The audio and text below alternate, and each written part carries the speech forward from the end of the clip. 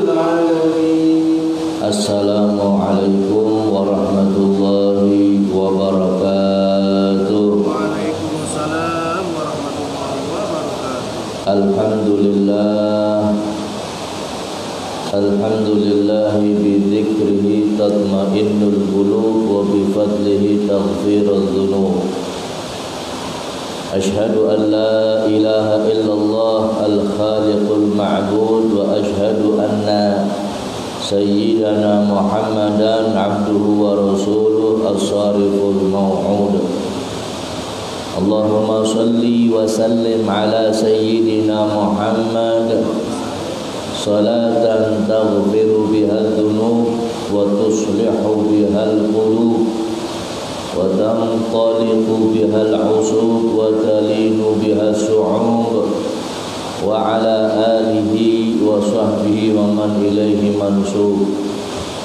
Subhanaka la ilma lana illa ma 'allamtana innaka antal alimul hakim.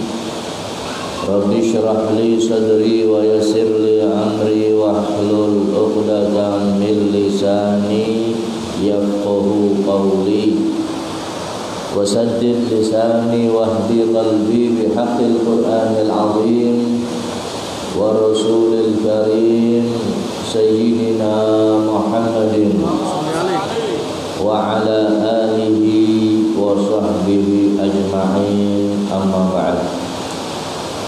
Ikhwani rahimakumullah, syukur alhamdulillah Allah masih memperkenankan kita untuk duduk bersama-sama di majelis yang mulia ini dalam satu cuaca yang hujan cukup deras pada malam hari ini. Mudah-mudahan sebagaimana Allah turunkan rahmat berupa hujan yang lebat malam hari ini, mudah-mudahan sebanyak itulah rahmat yang akan kita peroleh. Amin ya rabbal alamin. Dan berkah sholawat yang kita baca, mudah-mudahan Allah subhanahu wa ta'ala menjadikan Allah memberikan limpahan pahala kepada kita semuanya. Amin ya rabbal. Disebutkan ada satu malaikat yang punya tangan 1000. Setiap tangan punya jari 1000. Kemudian Nabi Muhammad merasa takjub, tanya, malaikat, apa tugasmu? Kemudian dijawab sama malaikat tersebut, wahai Nabi Muhammad, saya punya tugas itu menghitung tetesan hujan yang turun ke bumi. Jadi ada malaikat yang tugasnya khusus menghitung tetesan hujan. Ini tetesan hujan, mungkin komputer manapun nggak bisa menghitung jumlah tetesan hujannya. Cuman malaikat ini ada yang tugasnya menghitung tetesan hujan. Tetesan hujan dimanapun turun, malaikat ini bisa menghitungnya. Kemudian malaikat ini mengatakan lagi, wahai Nabi Muhammad, tetesan hujan sanggup atau bisa saya hitung, tapi ada satu hal yang tidak bisa saya hitung, wahai Nabi Muhammad. Apa itu? Pahala bagi orang yang bersolawat kepadamu. Rahmat yang akan Allah berikan kepada orang yang bersolawat kepadamu, wahai Nabi Muhammad, saking banyaknya saya nggak bisa hitung. Hujan yang begitu rumit, ya, bisa dihitung, tapi pahala bersolawat kepada Nabi Muhammad nggak bisa dihitung sama malaikat tersebut. Maka itu mudah-mudahan solawat kita kepada Nabi Muhammad diterima oleh Allah Subhanahu wa ta'ala. Allah curahkan rahmatnya kepada kita, berkah dari majelis ini, berkah dari zikir kita, berkah dari solawat yang kita baca. Allahumma amin ya rabbal alamin. Salawat beserta salam semoga Allah curah limpahkan kepada junjungan kita Baginda Agung Nabi Muhammad sallallahu alaihi wasallam, juga kepada keluarganya, para sahabatnya serta pengikutnya sampai yaumil qiyamah. Ada yang ingat satu lagi yang berkaitan dengan hujan. Makanan atau minuman atau sesuatu yang halal yang paling halal yang ada di dunia ini air hujan, hadirin. Paling halal. Kalau yang lain mungkin kita nggak bisa menjamin kehalalannya. Makanan yang asli halal, paling halal air hujan. Jadi barangkali panjenengan pengen barokah makanan halal atau minuman halal, itu ada pada air hujan. Syaratnya apa? Jangan pakai ember, aja nempel gendeng, langsung mangap bengono. Loh, iya, sebab hujan ini Allah yang turunkan. Allah yang perintahkan awan, Allah yang tugaskan malaikat untuk menurunkan hujan. Gak bisa dimiliki sama siapapun. Gak bisa dimiliki sama siapapun. Kecuali kalau sudah mampir ke gendeng, manjing paring talang, kemudian ke pipa, itu mungkin masih mungkin gendengnya duitnya halal atau enggak, pipanya halal atau enggak, talangnya halal atau enggak. Tapi kalau air hujannya langsung itu sudah jelas halal.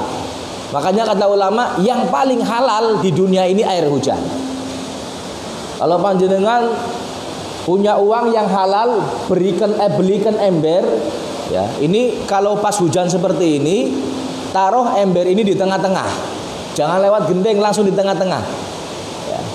Jadikan air minum, tabarukan dengan air hujan.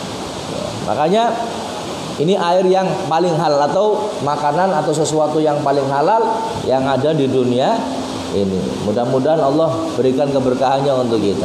Air yang turun dari langit, hujan itu merupakan keberkahan dari Allah Subhanahu wa taala. Bun, kita lanjutkan pembahasan kitab kita Al-Isti'dad li Yaumil Ma'ad. Susunan dari Al-Imam Syihabuddin Ahmad bin Hajar Al-Asqalani.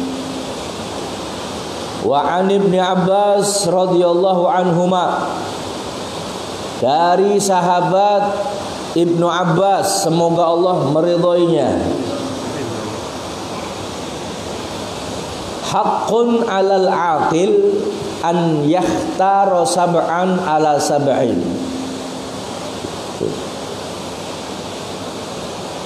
Orang yang berakal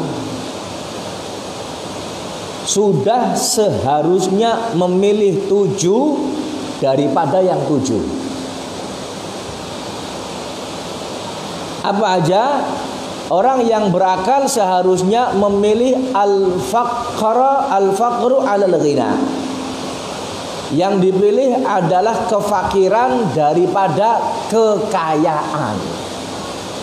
Ini kata beliau sahabat Ibnu Abbas, orang yang berakal seharusnya milihnya fakir ketimbang kaya. Kalau panjenengan ditanya mau jadi orang fakir atau mau jadi orang kaya? Hah? Jadi orang apa? Kaya? Aja main orang jawab ente. Kalau disuruh milih pengen jadi orang fakir atau orang kaya? Orang kaya, ya sudah pasti pengennya jadi orang kaya. Cuma kata beliau, kalau orang yang berakal milih jadi orang fakir. Kekayaan apa sih? Oke. Oh, kita dapat uang banyak, senang hidup kita. Cuman jangan terlena dulu. Setiap kekayaan yang kita peroleh akan dipertanggungjawabkan di hadapan Allah. Orang fakir semakin fakir, nggak ada yang diminta pertanggungjawaban. Mau minta dari mana? Buat makan aja susah. Jadi nggak ada hisabnya. Kalau memang benar-benar dia ini bersyukur, ridho, puas dengan ketentuan Allah, maka hisabnya nggak ada. Karena fakir nggak punya apa-apa. Oh, ini yang pertama. Kemudian wadzul 'alal 'izz. Yang kedua, orang yang berakal lebih memilih kerendahan daripada kemuliaan. Kemudian yang selanjutnya wattawadhu' 'alal kibri. Lebih memilih tawadhu', rendah hati ketimbang sombong. Wal ju' 'ala syab'i. Lebih memilih lapar ketimbang kenyang. wal gham ala surur, lebih memilih kesedihan daripada kegembiraan. Wadun alal murtafi', dan lebih memilih bawah daripada memilih yang atas.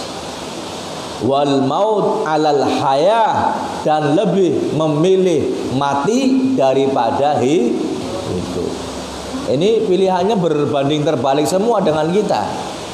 Ya, hampir semua dari kita kebalikannya. Kalau kita ditanya pengen hina atau pengen mulia, pengennya apa? Pengen ada di bawah atau pengen ada di atas? Hah? Di atas. Pengen hidup atau pengen mati? Pengen hidup. Yo ya, pengen sedih atau pengen gembira?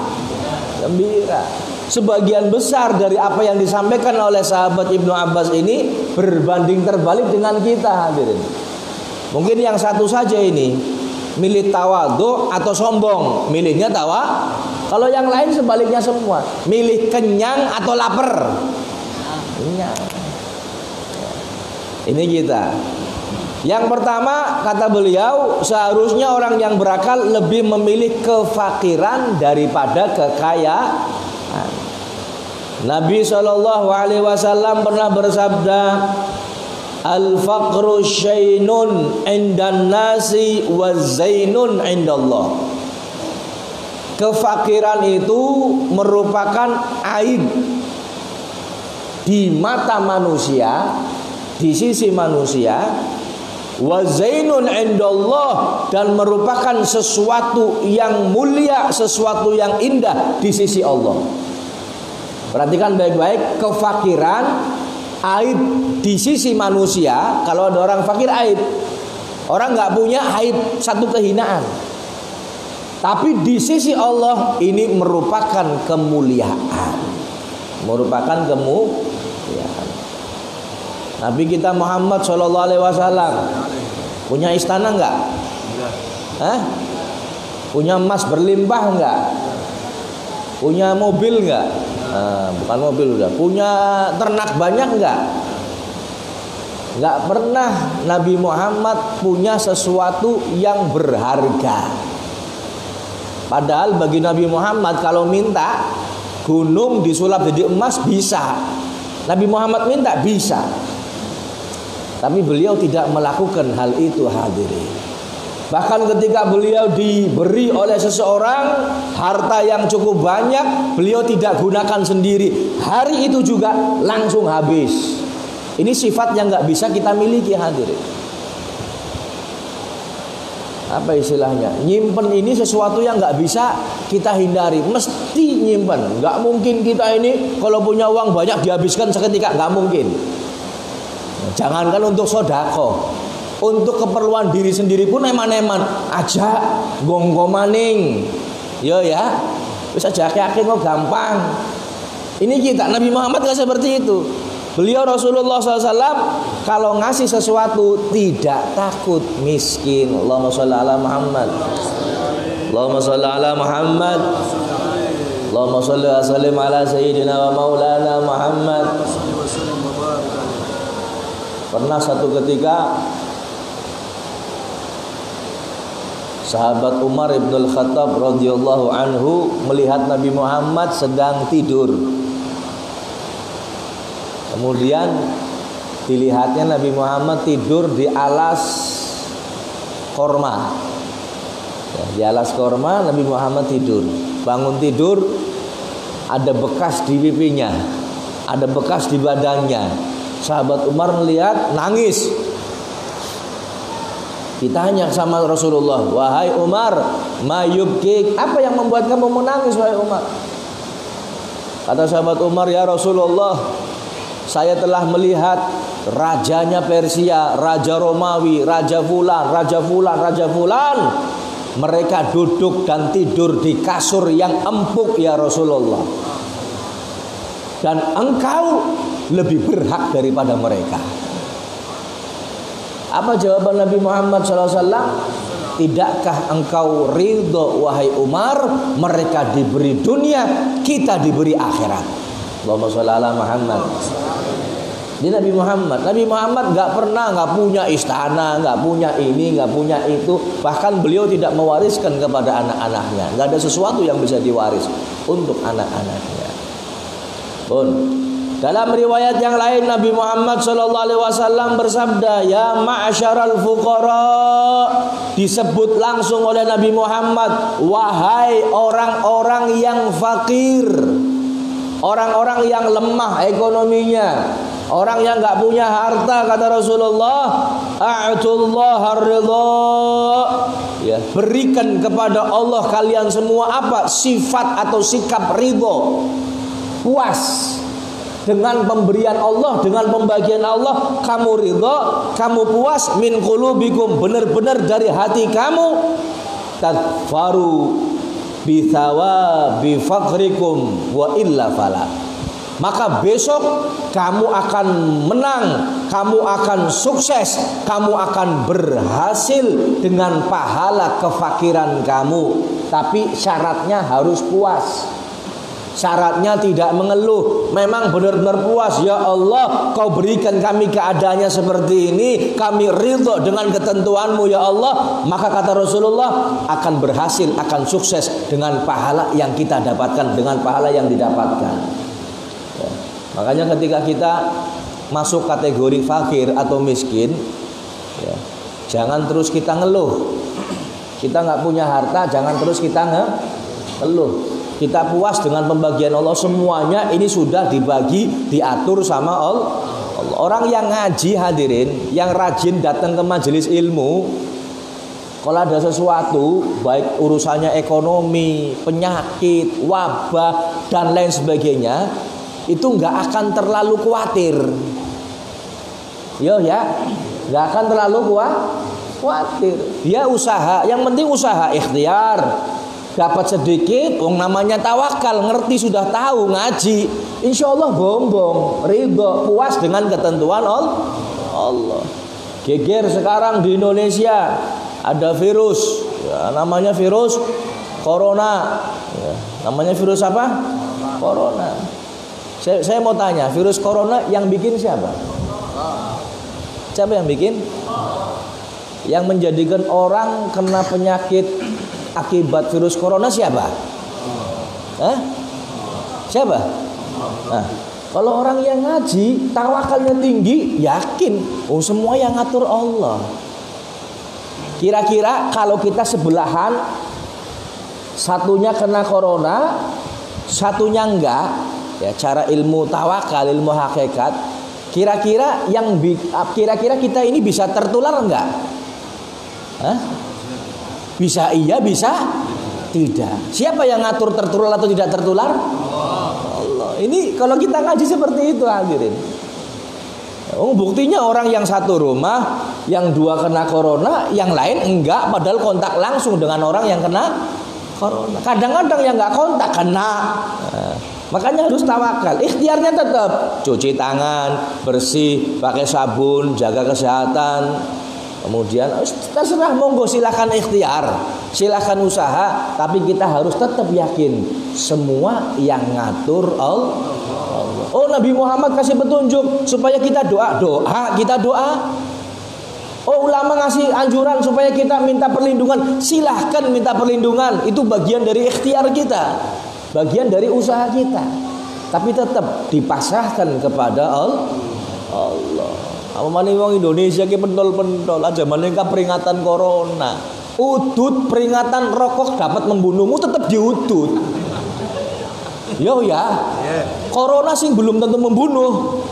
Kita takut sampai masker, beli masker numpuk. Rokok ada peringatannya jelas, merokok dapat membunuhmu, tetap diudut nang wong Indonesia. Yo ya. Ana sing ngisi udut. Wong sing ngisi udut terus wedi corona ya berarti palsu udute kowe. Coba dilihat di bungkusnya. Merokok akan membunuhmu, kan seperti itu. Ya sebenarnya panjenengan yakin sama tulisan itu apa yakin maring Gusti Allah? Udut ora udut ya mati ya. Iya. Lu paling corona kau takut. Coronanya belum tentu akan membuat kita mati. Kita sudah takut berlebihan. Beli bahan makanan ini dan sebagainya. Indonesia kayak pentol udut. Anak peringatan ini di udut apa mana corona. Ini bukan kita terus menganjurkan rokok, enggak. Ya artinya semua itu datangnya dari Allah. Ikhtiarnya ikhtiar. Ya. Wah, ini merusak kesehatan, rokok menyebabkan ini dan itu. Ana wong sing udut sing awit bujang sampai 80 tahun udut, orang mati-mati. Wah sehat terus, mlakune ngodok, mangan ya enak, nggak pernah penyakitan, nggak pernah sakit, nggak pernah dibawa ke rumah sakit. Ada. Ya, ini semuanya sudah ditakdirkan sama Allah. Ya, makanya menyikapi sesuatu ini hadirin, kita ikhtiar boleh, tapi harus yakin semua itu yang ngatur Allah. Wala corona wala makarona kata Habib Umar. Kata corona atau virus makarona. Makarona untuk panganan. Ya. Ini yang penting kita ini boleh punya rasa takut tapi takut kepada Allah. Khawatir silahkan, tapi khawatir ya Allah kita ini bakal selamat enggak besok di akhirat. Ya, kita kadang khawatir berlebihan terhadap virus ini. Tapi khawatir sama Allah sama sekali nggak ada dalam hati kita. Takut sama Allah nggak ada sama sekali dalam hati kita. Naudzubillah min dzalik. Pun semuanya diatur oleh Allah Subhanahu wa taala. Kemudian orang yang berakal lebih memilih kehinaan daripada kemuliaan. Milih kehinaan daripada kemuliaan. Artinya dia lebih memilih rendah hati daripada menjadi orang yang sombong. Kadang kita mencari kemuliaan hadirin, cuman salah jalan. Orang mengira kemuliaan itu bisa didapat dengan harta, bisa didapat dengan jabatan. Betul kalau di dunia seperti itu hadirin. Kalau di dunia seperti itu. Ada sebuah syair dari Sayyidina Ali atau Imam Syafi'i mengatakan, saya lupa bahasa Arabnya, cuman saya masih ingat maknanya. Kemuliaan di dunia ini hadirin, ini kadang-kadang dan sebagian besar menganggap kemuliaan itu ada pada harta dan jabatan. Kata syair ini mengatakan, seandainya ada orang kaya ngomongnya salah, maka akan dibenarkan oleh orang lain. Akan dibenarkan oleh orang, wong sugih dihormati sama orang. Ngomongnya salah, dibenarkan sama orang lain. Orang kaya ngentut nang depannya panjenengan. Kira-kira jenengan ngamuk boleh? Ngamuk. Oh, Masya Allah Pak Haji ngentut. Alhamdulillah nggih Pak Haji sehat. Iya. Coba sing ngentut wong melarat.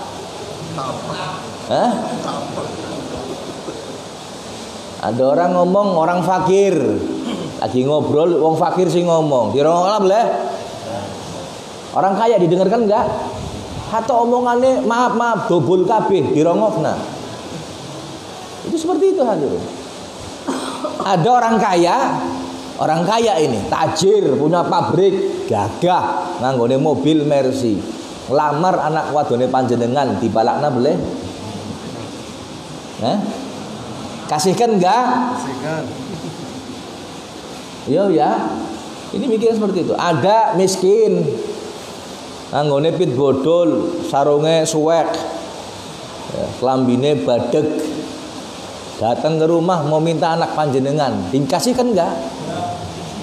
Alasan alusnya, oh di situ ya Mas, kita ikhtiar di situ, ya, tak istikharah, bokat mentune apik. Alasannya istikharah sudah. Padahal mau nggak dikasih. Untuk tekaman bimbing Pak, kayak metune bureng ya Mas. Kalau yang kaya datang nggak pakai istikharah hadirin. Oh, Bismillah. Dan nggak pakai lama. Ning bisa urusah khidbah, nggak perlu acara lamaran, langsung aja suat. Orang kaya. Orang gagah, orang apa-apa. Gak apa-apa, ireng nggak masalah, sih penting Nah ini seperti itu hadirin. Orang kaya datang acara hajatan, kira-kira ditaruhnya di kursi yang empuk apa nang buri? orang kaya. Ini seperti itu hadirin. Makanya banyak orang mencari kemuliaan, padahal kemuliaan yang seperti itu semu hadirin. Semu. Kata sahabat Umar, kalau mau cari kemuliaan bukan dari kekayaan, bukan dari jabatan.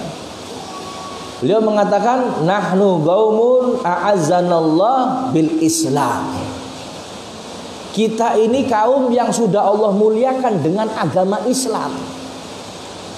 Fa inibtaghainal izzata bi ghairihi adzallanallah. Kata beliau sahabat Umar, seandainya kami mencari kemuliaan selain Islam, selain dari aturan Islam, selain dari syariat Islam, adzallanallah, Allah akan menghinakan kami. Ini sahabat Umar. Makanya kalau kita mau cari kemuliaan, cari Islam, cari aturan-aturannya, syariat-syariatnya, cari ajaran-ajaran Nabi Muhammad Shallallahu Alaihi Wasallam, maka kita akan mendapatkan kemuliaan yang sebenar-benarnya. Ya Rabb, mudah-mudahan Allah muliakan kita dunia akhirat. Allahumma amin ya Rabbal. Habib, kalau saya hina, kalau saya nggak mulia hidupnya, saya akan disakiti orang lain, akan jadi sasaran bulian orang lain. Mungkin tetangga mencemooh kami atau dan sebagainya. Jangan khawatir hadirin. Kesabaran kita atas perbuatan buruk mereka, maka Allah Subhanahu wa ta'ala, Nabi Muhammad mengatakan itu lebih afdol daripada kita ngurung diri di rumah, nggak mau ketemu orang karena takut orang lain itu menyakiti kita. Jangan khawatir. Nabi Muhammad mengatakan, al-mu'min alladzi yukhalitun nas wa yasbiru ala adzahum afdol, atau afdalu minal mu'min alladzi la yukhalitun nas wa la yasbiru ala adzahum. Bergaul dengan manusia dan sabar atas perlakuan jahat mereka, kita direndahkan, kita dihina, kita dicaci maki, sabar, ini lebih afdol daripada seorang mukmin yang tidak bergaul dengan manusia. Kenapa? Takut nanti saya dihina, lah ini ketemu wong yang diecek. Maka lebih afdol orang mukmin yang ketemu dengan manusia, bergaul dengan mereka walaupun mereka menyakiti kita, lebih afdol daripada yang tidak bergaul. Pun. Yang ketiga, tawadhu alal kibri. Ya. Orang yang berakal lebih memilih tawadhu, rendah hati, ya, daripada kesombongan. Nabi Muhammad bersabda, man tawaddu'a takhasyu'an lillah rafa'ahu Allah. Siapa orangnya yang tawadhu, ya, khusyuk terhadap Allah, takut kepada Allah, merendah di hadapan Allah. Jadi punya sifat tawadhu, merendah. Sifat tawadhunya bukan karena mudahana, bukan karena cari muka, tapi apa? Karena Allah. Karena Allah. Ada orang yang tawadhu cuman dibikin-bikin. Ya, kalau bahasa kerennya penjilat. Tawadhunya dibikin.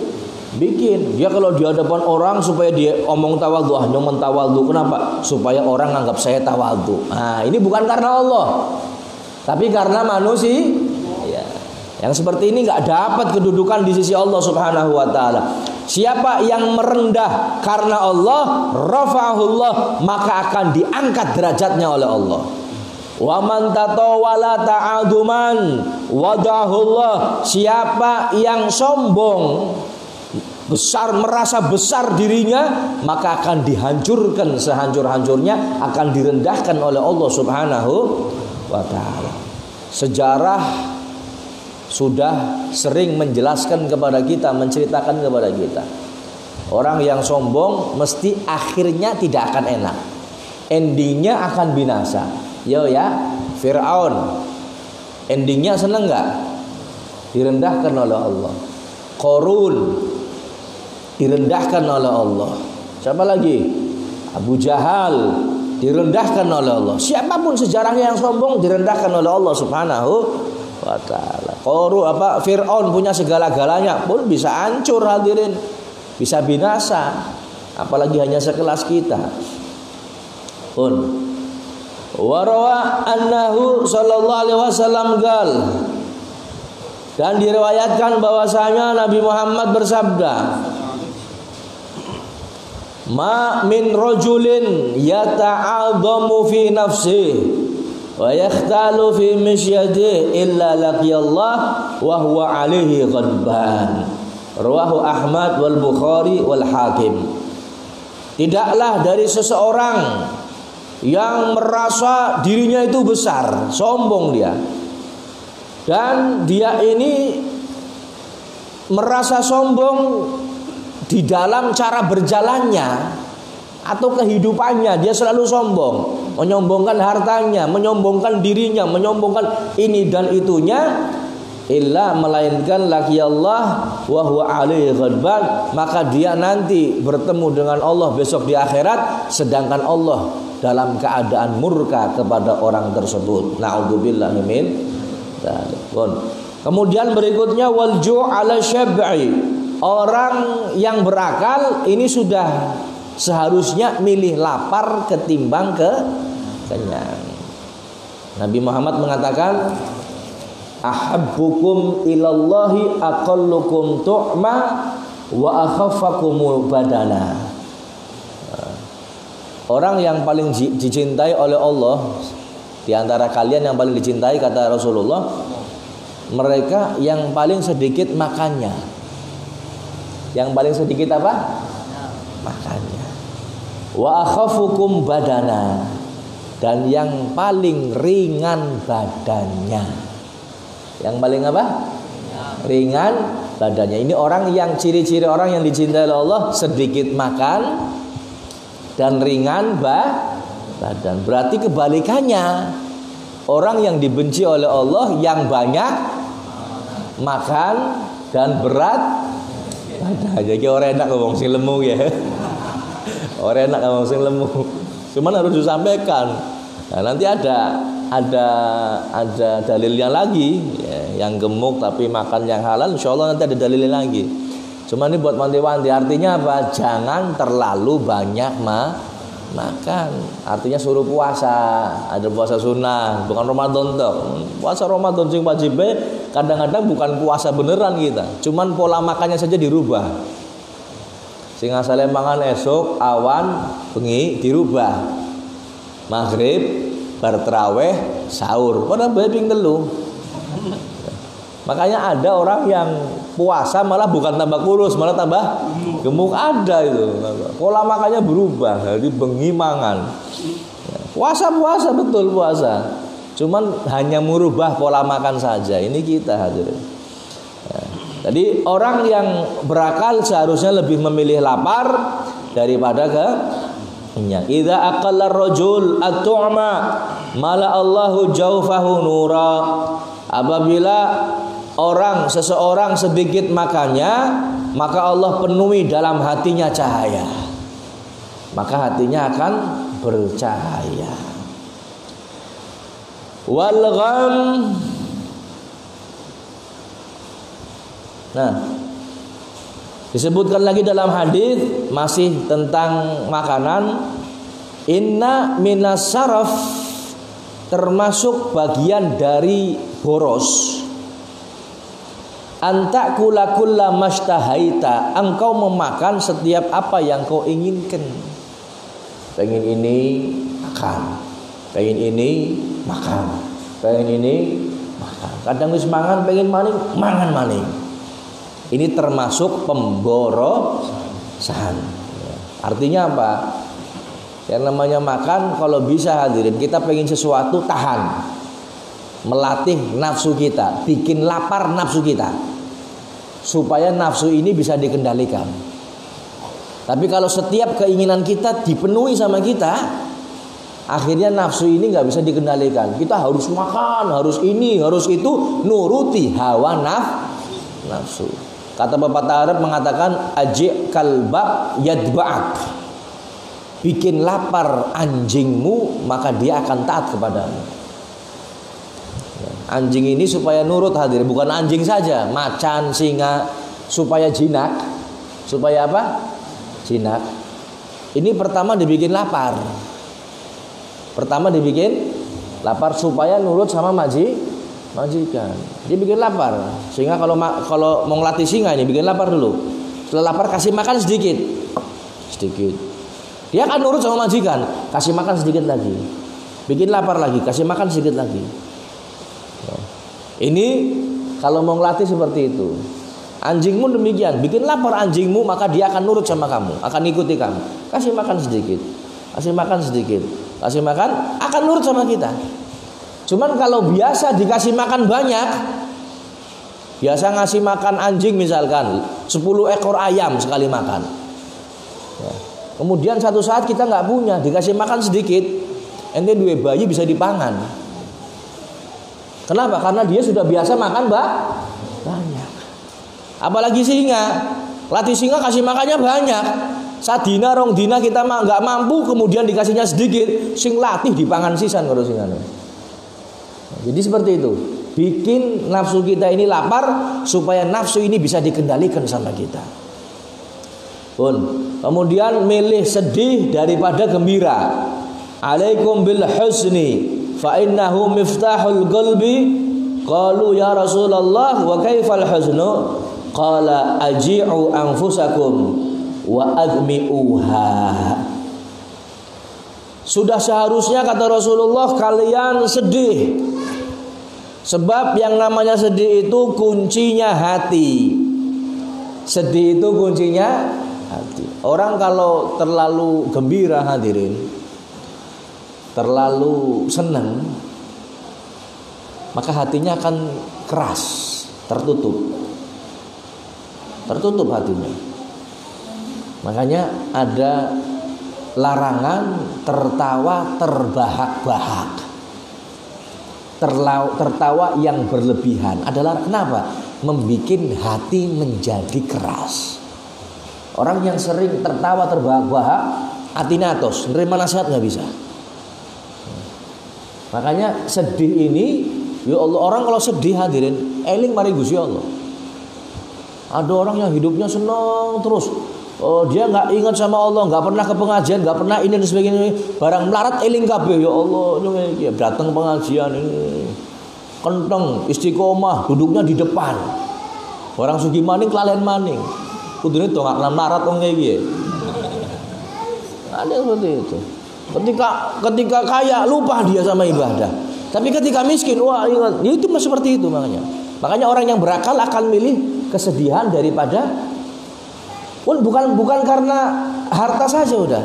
Kita sedih karena ditinggal meninggal dunia sama orang yang kita kasih, orang tua kita. Ketika kita sedih ingat semua, ya Allah, ingat dosa kita, ingat ini, ingat itu, nangis. Ya ketika kita sedih nangis ingat semua, ingat sama Allah, ya Allah, ya Allah, ya Allah. Mendung seneng kelalen maning, tengreng maning. Nah, makanya pilih. Orang yang berakal akan memilih kesedihan.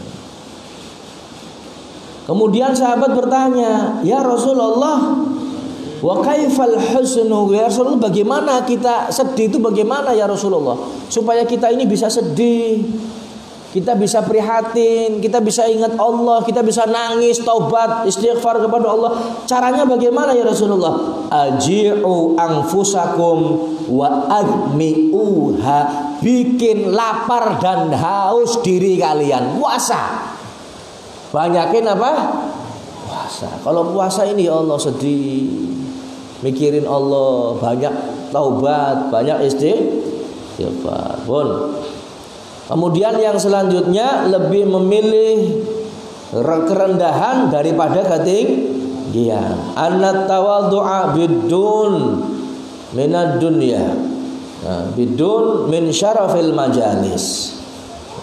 Sesungguhnya yang namanya tawadhu ini dengan kerendahan, sifat rendah hati ya, dari kemuliaan majelis-majelis. Ya artinya kalau pengen disebut tawadhu hadirin harus merendah. Merendah kalau bahasa Jawanya apa? Adab asor apa andap asor? Andap asor artinya selalu merendah. Oke, kita punya semuanya. Punya rumah bagus, punya mobil, punya ini, tetap merendah. Bukan untuk sombongan, tetap merendah. Ada orang cerita ini, jangan ikutan tinggi. Wah, saya punya mobilnya 2, oh nyoba mobilnya. Saya punya, wah saya juga. Jangan. merendah. Tanazul, merendah. Ya. Bukan terus malah nyanyi, jangan, merendah. Kemudian yang terakhir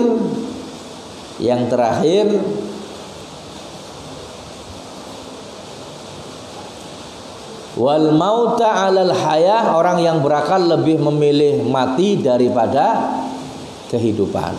Memilih kematian daripada kehidupan. Kenapa demikian hadirin? Sebab hidup di alam dunia ini adalah kesenangan yang menipu. Wa mal hayatud dunya illa mata'ul ghurur. Dan tidaklah kesenangan kehidupan dunia itu adalah melainkan sesuatu yang kesenangan yang memberdayakan. Ini dunia hadirin. Orang yang benar-benar berakal akan memilih kematian daripada hidup di dunia. Kenapa? Kematian kalau dia mendapatkan nikmat maka akan mendapatkan kenikmatan yang hakiki, kenikmatan yang abadi. Ya, ini orang yang berakal. Ya Rabb, mudah-mudahan Allah jadikan kita orang-orang yang berakal. Allahumma amin ya rabbal alamin. Satu hadis lagi masih tertinggal ini berkaitan dengan tawadhu. Man rafa'a nafsahu fid dunya qama'ahu Allahu yaumal qiyamah. Siapa orangnya yang meninggikan dirinya, sombong, bangga diri di dunia, maka Allah akan menghancurkan besok di hari kiamat. Wa man tawaddu'a lillah, siapa yang tawadhu karena Allah fid dunya, di alam dunia, yab'atsullahu ilaihi malakan, akan diutus kepadanya satu orang malaikat yaumal qiyamah, di hari kiamat. Fa ansyatahu min bainil jam'i, dan malaikat itu akan membangkitkan orang ini, akan disebut di hadapan orang-orang besok di hari kiamat. Faqala ayyuhal abdus salih, wahai hamba Allah yang soleh. Malaikat ini tugasnya khusus manggil. Coba bayangkan hadirin, kita dipanggil di hadapan orang banyak saat itu dengan panggilan yang baik, wahai hamba Allah yang soleh. Kira-kira bangga nggak kita? Luar biasa bangga. Orang zaman ini enggak diundang malaikat di hadapan orang banyak. Kadang nama kita disebut sama Pak RT saja, wah bunganya luar biasa hadirin. Oh terima kasih Pak Haji Fulan sudah ini disebut. Oh luar biasa bangga RT-nya, masya Allah, tak pilih maning ya.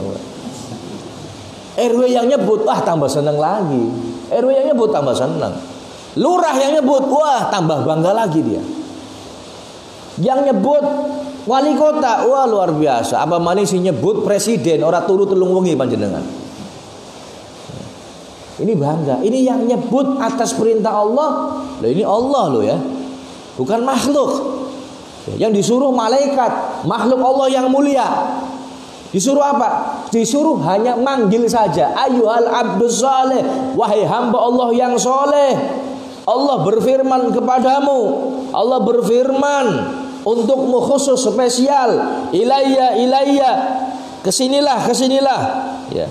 Fa innaka mimman la khaufun alaihim wa lahum yahzanun, sebab engkau termasuk bagian orang yang tidak takut dan tidak sedih. Tidak takut dan tidak artinya golongan para kekasih Allah Subhanahu. Ini orang yang tawadhu, benar-benar tawadhunya karena Allah. Besok akan dipanggil khusus. Allah menugaskan satu malaikat khusus untuk menyebut nama kita di hadapan orang banyak. Mudah-mudahan kita termasuk di dalamnya. Allahumma amin ya rabbal alamin. Ini tentang kitab Al-Istidad li Yaumil Ma'ad yang kita bahas pada malam hari ini. Mudah-mudahan manfaat. Allahumma amin ya rabbal alamin. Sedikit hadirin nimipil bahas tentang Isra dan Mi'raj Nabi Muhammad SAW, supaya kita sedikit demi sedikit tahu tentang peristiwa tersebut. Banyak dari kita mungkin sudah tahu, cuman banyak pula yang hanya taunya Apa? Isra Mi'raj ya Masjidil Haram, Masjidil Aqsa, ketemu Gusti Allah, oleh-oleh salat. Cuman itu, ya kan? Cuman itu. Padahal banyak sekali peristiwa-peristiwa yang dialami oleh Nabi kita Muhammad sallallahu alaihi wasallam. Isra dan Mi'raj ini hadirin disebutkan oleh Allah di dalam Al-Qur'an. Ayat surat Al-Isra ayat pertama. Bismillahirrahmanirrahim. Subhanalladzi asra bi'abdihi lailan minal masjidil harami ilal masjidil aqsa alladzi barakna haulahu linuriyahu min ayatina innahu huwas samiul basir. Innahu huwas samiul basir. Ini ayat tentang Isra. Ayat tentang apa? Isra. Loh, Mi'rajnya juga disebut. Mi'rajnya juga disebut. Dalam surat apa? Surat An-Najm. Bagaimana bunyinya? Laqad ra'a min ayati rabbihil kubra inda sidratil muntaha indaha jannatul ma'wa. Disebut dalam apa istilahnya surat An-Najm ayat 18, kemudian ayat 14 dan ayat 15 disebutkan oleh Allah dalam Al-Quran. Kemudian Nabi melihat tanda-tanda kebesaran Allah yang besar. Kapan? Inda sidratil muntaha, saat di sidratil muntaha ya. Ini yang dilihat oleh Nabi kita Muhammad ketika Mi'raj. Jadi Isra dan Mi'raj ini semua disebut oleh Allah di dalam Al-Quran. Yang pertama surat Al-Isra ayat pertama ini subhanalladzi, diawali dengan kalimat tasbih. Kalimat apa? Tasbih. Subhan artinya maha suci. Yang dimaksud adalah Allah Subhanahu maha suci Allah. Subhanalladzi, maha suci Allah yang alladzi asra, memperjalankan. Subhanalladzi asra bi'abdihi. Siapa yang diperjalankan? Bi'abdihi, hambanya. Siapa hambanya? Nabi Muhammad sallallahu alaihi lailan, di waktu malam atau di waktu sebagian malam. Minal masjidil haram, dari masjidil haram ilal masjidil aqsa, menuju masjidil aqsa. Masjidil haram ada di Mekah, Masjidil Aqsa ada di Palestina. Minal masjidil haram ilal masjidil aqsa alladzi barakna haulahu, yang mana Masjidil Aqsa itu diberkahi sekelilingnya.